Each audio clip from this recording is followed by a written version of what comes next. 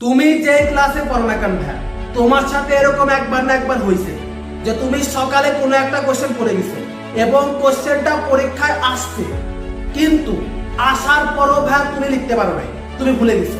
এইটা না হলে ভাই, এইটা তো একবার না একবার হয়েছে যে তুমি 5 মিনিট আগে কোনো কিছু পড়ছো এবং 5 মিনিট পরে তোমার মনে হচ্ছে তুমি পড়াটা ভুলে গেছো এবং তুমি সেটা ভুলেও যাও। কিন্তু ভাই একটা জিনিস খেয়াল করো, আমরা সেই ছোট্ট কালে পড়ছি, ওই দেখা যায় তাল গাছ ওই আমাদের গা, ওইখানেতে বাস করে কানা বগিচা। এত বছর আগের পরও আমরা ভুলি নাই কেমনে? ওইটা এখনো আমাদের স্পষ্ট কেমনে মনে আছে ভাই? এমন কি কোনো সিস্টেম আছে, এমন কি কোনো সাইন্টিফিক মেথড আছে যেগুলা ফলো করলে আমরা যা করবো ইনশাআল্লাহ ওগুলা সারা জীবন মনে থাকবে? অবশ্যই ভাই, এরকম অবশ্যই মেথড আছে যেগুলা ফলো করলে তুমি যা পড়বা ইনশাআল্লাহ পড়াটা তোমার সারা জীবন মনে থাকবে। তোমাদের এই ভুলে যাওয়ার প্রবলেমকে সলভ করার জন্য ভাইয়া 5টা সাইন্টিফিক মেথড আছে যেগুলা ফলো করলে এবং যেগুলা তুমি তোমার লাইফে অ্যাপ্লাই করলে ইনশাআল্লাহ তুমি যা পড়ে যাবা এবং পড়ে গিয়ে পরীক্ষায় সুন্দর মতো অ্যান্সার করে আসতে পারবা। শুধু পরীক্ষায় অ্যান্সার করে আসতে পারবা এমনটা না ভাই, তুমি যা করবা ইনশাআল্লাহ সারা জীবন মনে থাকবে। এই 5টা সাইন্টিফিক মেথডের মধ্যে লাস্টের মেথডটা খুবই গুরুত্বপূর্ণ ভাই, তাই ওইটা ভুলো মিস করা যাবে না। মেথডগুলায় যাওয়ার আগে ভাই তোমাদেরকে একটা ছোট্ট গল্প বলি। দুইটা ছেলে, একটা ছেলে সারাদিন পড়াশোনা করে এবং অনেক পড়াশোনা করে, পড়াশোনা করার পরেও ও পরীক্ষার হলে গিয়ে সব ভুলে যায় এবং ভালো করে অ্যান্সার করে আসতে পারে না। কিন্তু 2 নাম্বার যে ছেলেটা আছে ও অল্প পড়াশোনা করে ভাই, অল্প পড়েও কেমন জানিও যা পড়ে তা পরীক্ষায় লিখে আসতে পারে, তার মনে থাকে। 2 নাম্বার ছেলেটা ভাই না জেনেও এমন কিছু সাইন্টিফিক মেথড অ্যাপ্লাই করে যার জন্য সে পরীক্ষার আগে অল্প একটু পড়ে সব মনে রাখতে পারে এবং পরীক্ষায় লিখে আসতে পারে। সেই সাইন্টিফিক মেথডগুলা আজকে তোমাদেরকে ভাই সিরিয়ালি বলবো এবং লাস্টেরটা ভেরি ইম্পর্টেন্ট। এই 5টা সাইন্টিফিক মেথড দেখলে এবং তোমার লাইফে অ্যাপ্লাই করলে ইনশাআল্লাহ তুমিও পরীক্ষার হলে গিয়ে প্রশ্ন ভুলে যাবে না এবং না ভুলে গিয়ে পারফেক্টলি লিখে আসতে পারবে এবং যা পড়বা ইনশাআল্লাহ মনে থাকবে। 5টা সাইন্টিফিক মেথডের মধ্যে ভাই 1 নম্বর যে মেথডটা আছে ওইটা হচ্ছে short term memory versus long term memory. তোমাদেরকে একটা ছোট্ট জিনিস ক্লিয়ার করে দিই। একটু আগে ভাই একটা কথা বলছিলাম, মনে করো যে ওই যে আমরা ছোটকালে পড়ছিলাম যে ওই দেখা যায় তাল গাছ ওই আমাদের গা, ওইখানেতে বাস করে কানা বগিচা। এইটা আমাদের এখনো কিভাবে মনে আছে? ওইটা বুঝতে হলে আমাদের ছোট্ট করে বুঝতে হবে ভাই লং টার্ম মেমোরি কি এবং শর্ট টার্ম মেমোরি কি। সবার আগে বুঝবা লং টার্ম মেমোরি কি। কোনো একটা জিনিস যখন আমাদের মাথার মধ্যে গেঁথে যায় এবং অনেক দিন যাবত মনে থাকে, যেমন বললাম ওই যে কবিতাটার কথা, ওইটা আমাদের লং টার্ম মেমোরিতে চলে গেছে। যেহেতু এটা লং টার্ম মেমোরিতে গেছে সেহেতু এটা আমাদের অনেক দিন মনে আছে, হয়তো আমাদের আরো অনেক মনে থাকবে, কারণ ওই মনে থাকার কারণটা হচ্ছে বা ওইটা আমাদের লং টার্ম মেমোরিতে আছে। আর যেই পড়াটা তুমি 5 মিনিট পরে ভুলে যাও ওটা তোমাদের শর্ট টার্ম মেমোরিতে থাকে।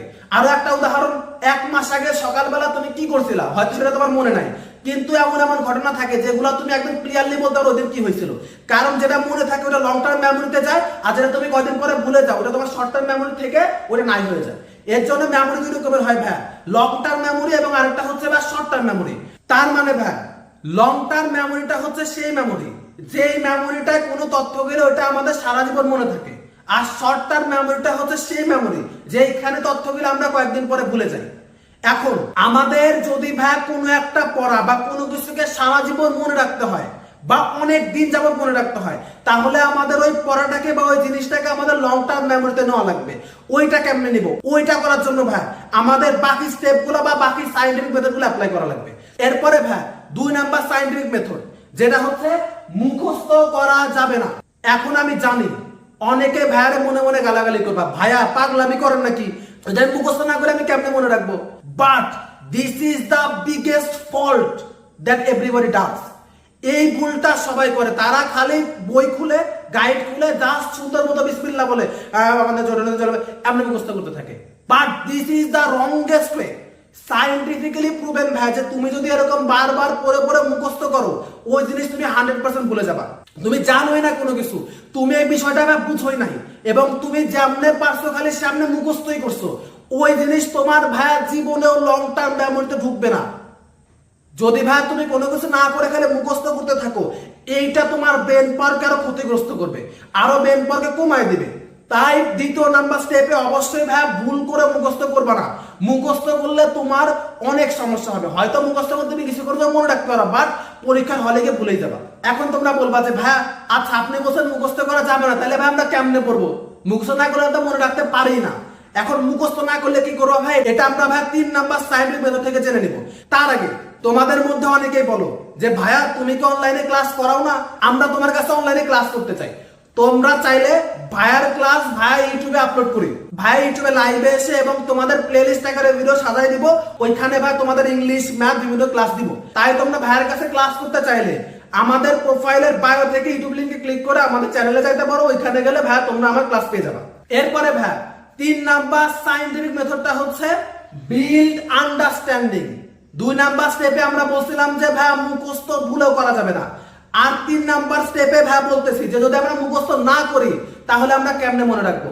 তুমি যদি কোনো কিছুকে বুঝে ফেলো এবং পারফেক্টলি বুঝতে পারো তাহলে সেটা তোমার অটোমেটিক মনে থাকবে।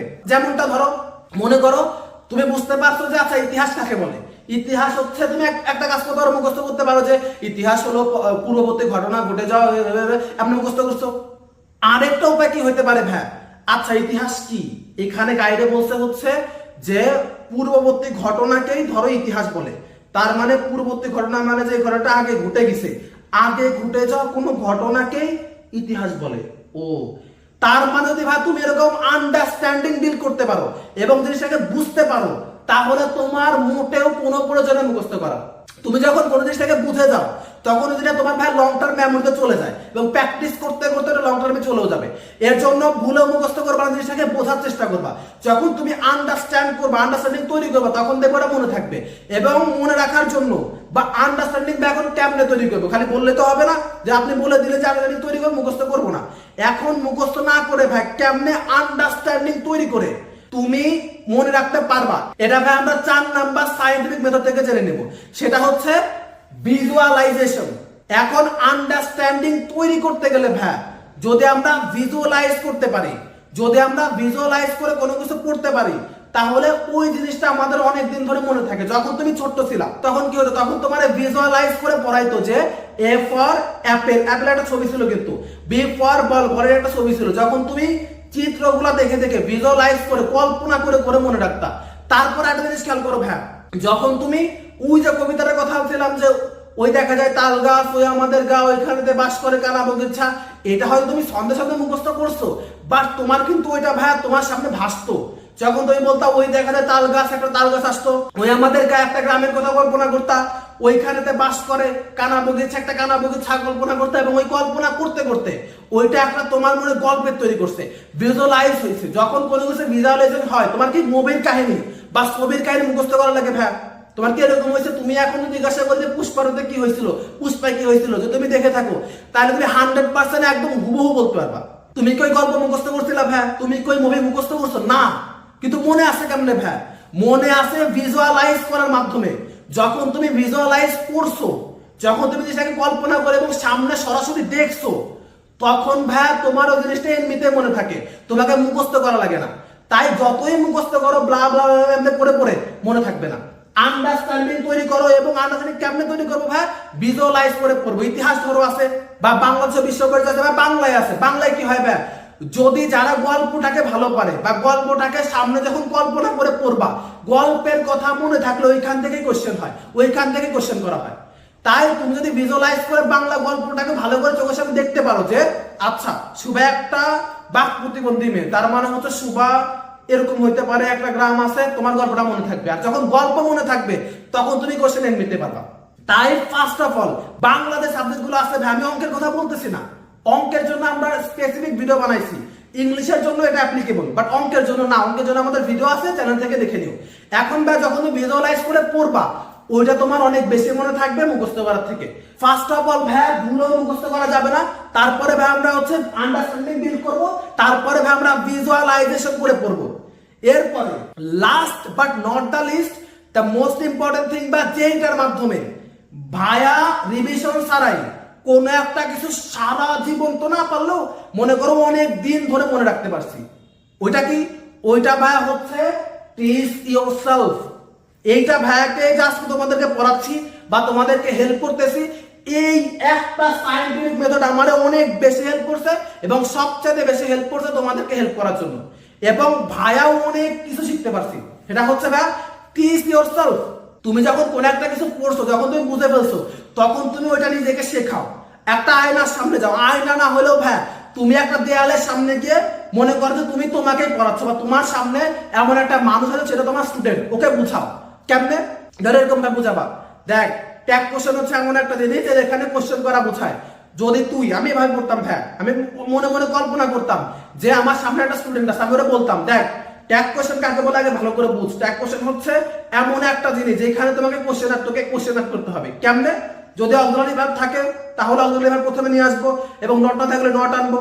এরকম ভাই ওকে বুঝায় আমার ওই পড়াটাকে আমি লং টার্মে নিয়ে গেছি, এবং আমি এসএসসি লেভেলে যা পড়ছি আলহামদুলিল্লাহ ওইটা আমি এখনো বাচ্চাদেরকে পড়াতে পারতেছি। একটা মাত্র কারণে ভাই, এই যে টিচ ইয়োরসেলফ, এটা মনে রাখার জন্য তুমি যাই করবা, এবং যেটা পরীক্ষা আসার জন্য অনেক বেশি ইম্পর্টেন্ট, এবং যেটা পরীক্ষায় শিওর আসবে, সেটা ভাই তুমি নিজেকে বুঝাও।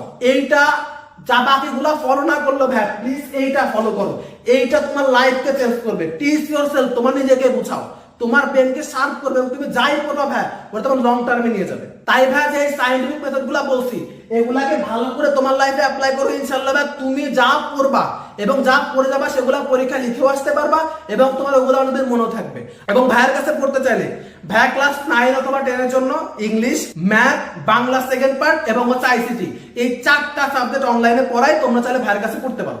তো আজকের ভিডিও এই পর্যন্তই, আল্লাহ হাফেজ।